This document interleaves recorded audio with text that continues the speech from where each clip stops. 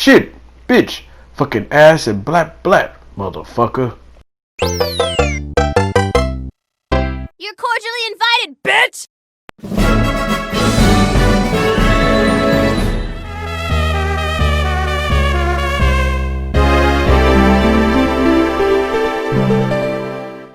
Hey everyone, this is Darkside2K7 aka Sonic Sky Chaser, and I have come here with some very sad news. Justice Ruth Bader Ginsburg passed away. Yes, that's right. The judge has been battling with metastatic pancreatic cancer, and she tried her best to fight it, but unfortunately she lost her battle at the age of 87. Yes, this is a serious time. So for this, I will read you. This news came from the Chicago Tribune. Justice Ruth Bader Ginsburg dies of metastatic pancreatic cancer at age 87. Supreme Court says. This was written by Mark Sherman of the Associated Press. Supreme Court Justice Ruth Bader Ginsburg, a diminutive yet towering women's rights champion who became the court's second female justice, died Friday at her home in Washington. She was 87 years old. She died of complications from metastatic pancreatic cancer, the court says. Her death just over 6 weeks before the election day is likely to set off a heated battle over whether President Donald Trump should nominate, and the Republican-led Senate should confirm her replacement, or if the seat should remain vacant until the outcome of his race between Democratic Joe Biden is known. Chief Justice John Roberts mourned Ginsburg's passing, stating, "Our country has lost a jurist of historic stature. We at the Supreme Court have lost a cherished colleague. Today we mourn, but with confidence that future generations will remember Ruth Bader Ginsburg as we know her. A tireless and resolute champion of justice," Roberts said in a statement. Ginsburg announced in July that she is undergoing a chemotherapy treatment that for lesions on the liver, the latest of her several batches with cancer. Ginsburg spent her final years on the bench as an unquestioned leader of the court's liberal wing and became something of a rock star to her admirers. Young women especially seemed to embrace the court's Jewish grandmother, affectionately calling her the notorious RBG. I like that, RBG. It's a play on words to BIG, Biggie Smalls and whatnot, for her defense of the rights of women and minorities, and the strength of resilience she displayed in the face of personal loss and health crisis. Those health issues include 5 bouts of cancer beginning in 1999, falls that resulted in broken ribs, insertion of a stern to clear a blockary artery, and assorted other hospitalizations after she turned 75. Damn, this chick's been through a lot. Her resistance caused by liberals to retire during Barack Obama's presidency at the time when Democrats held the Senate, and a replacement with similar views could have been confirmed. So liberals was calling for her to retire, not the Republicans. So that says a lot. Instead, Trump will almost certainly try to push Ginsburg's successor through the Republican-controlled Senate and move the conservative court even more to the right. Ginsburg antagonized Trump during the 2016 presidential campaign in a series of media interviews, including calling him a faker. She soon apologized. Her appointment by Bill Clinton in 1993 was the first by a Democrat in 26 years. She initially found a comfortable ideological home somewhere left of center on the conservative court, dominated by Republican appointees. Her liberal voice grew stronger the longer she stayed.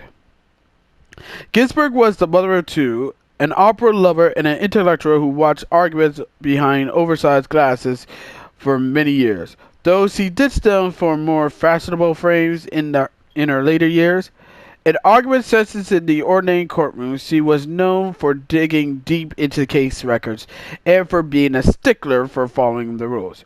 She argued 6 key cases before the court in the 1970s, where she was an architect of the women's rights movement. She won 5.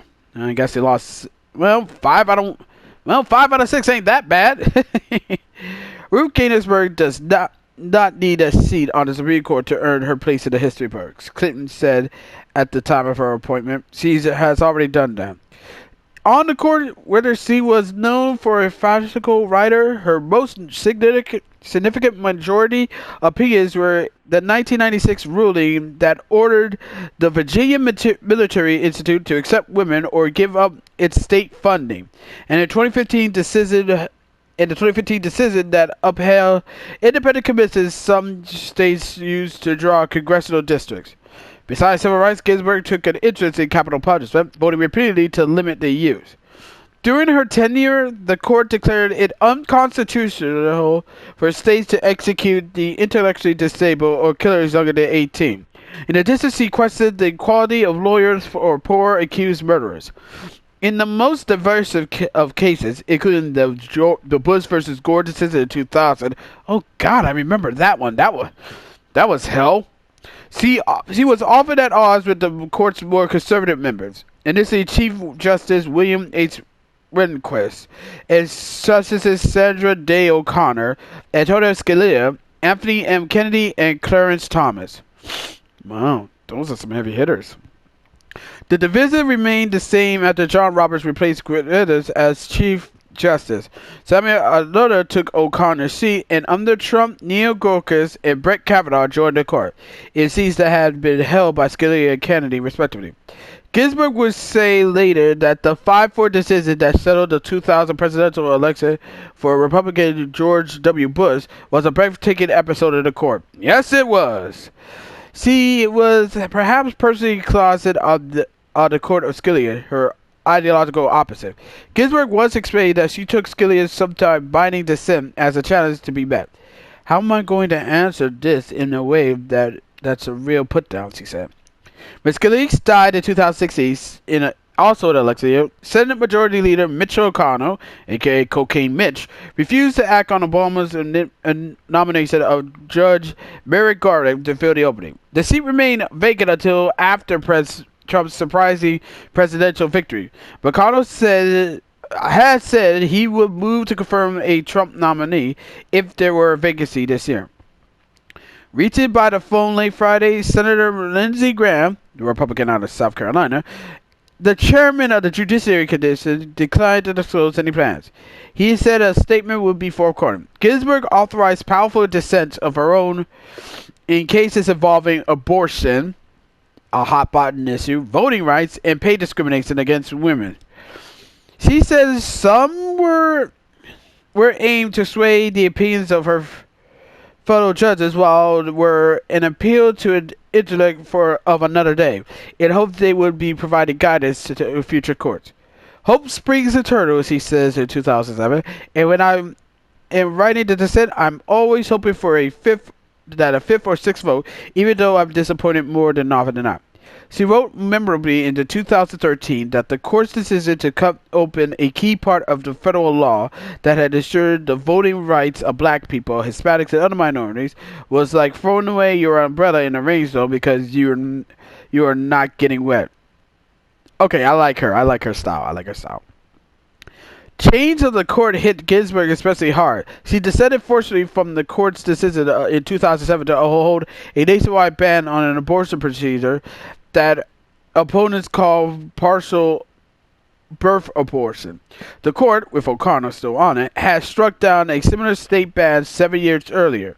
The alarming ruling, Ginsburg said, cannot be understood as anything other than an effort to chip away at the right declared again and again by this court, and with increasing comprehension of its centrality to women's rights. In 1999, Ginsburg had surgery for colon cancer and received radiation and chemotherapy. She had surgery again in 2009 after being diagnosed with pancreatic cancer, and in December 2018 from cancerous growths on her left lung. Following the last surgery, she missed court sessions for the first time in more than 25 years on the bench. Ginsburg was also treated with radiation for a tumor in her pancreas in August of last year. She maintained an active schedule even during the 3 weeks of radiation. When she was revealed a a recurrence of her cancer in July 2020, Ginsburg says she remained fully able to continue as a justice. Like a boss. Sorry, there's more. Jonah Ruth Bader was born in Brooklyn, New York in 1933. The second daughter in a middle-class family. Her older sister, who gave her a lifelong nickname Kiki, died at age 6. So Ginsburg grew up in Brooklyn's Flatbush section as an only child.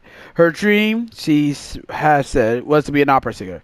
Ginsburg graduated at the top of her Columbia University school class in 1959, but could not find a law firm willing to hire her.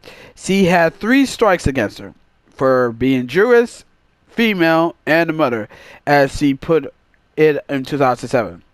She had married her husband Martin in 1954, the year she graduated from Cornell University. She attended Harvard University Law School, but transferred to Columbia when her husband took a law job there.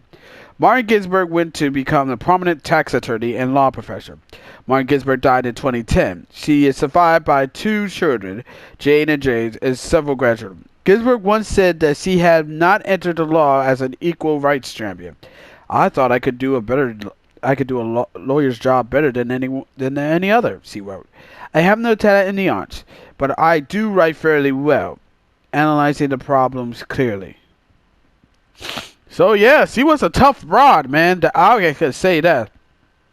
But what the article said, it is right, because now there's going to be a big ass fight to who's going to fill her vacant seat in the Supreme Court.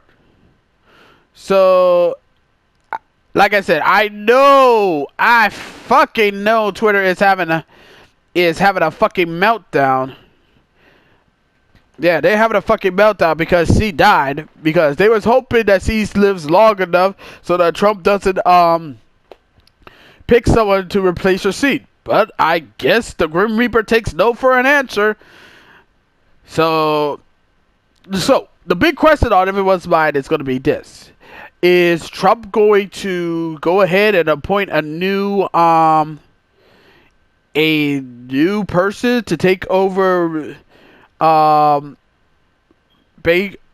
Ginsburg's seat on the Supreme Court? Or will he wait after the election to do it? We're not sure, but all I know is that it's going to be very, very interesting to see how this was going to play out. And I know the media, they're going to try to spin this and try to make it sound, try to tell them that it's going to be wait, and that whatever Trump's going to do, they're going to be like, oh, he didn't wait after the election, all that bullshit. Because we all know how the media is. The media don't fucking care about actually reporting the facts. All they care about is pushing their agenda. I know it. You know it. Everybody on fucking Mars know it. But yeah, I just want to do this real quick because I just found this out on my phone and I was reading this on my phone. I do hope you enjoy watching some videos of people getting killed on the field. It's the least I can do. But I'd really like to know what your 2 cents on this whole thing is, and I would love to hear it. So feel free to leave a comment, like this video, subscribe to this channel, share it with your friends, share it with your neighbors. This, that, and the third. Don't forget to click the little notification bell so you don't miss another episode. Always practice social distancing, wear a mask, and all that. And I will be back with a next video. Until next time, this is Darkside2K7, aka Sonic Sky Chaser. I will catch y'all later. I hope you have a wonderful Friday evening, and I will see you soon. Catch you later. And also, rest in peace, Notorious RBG. Rest in peace.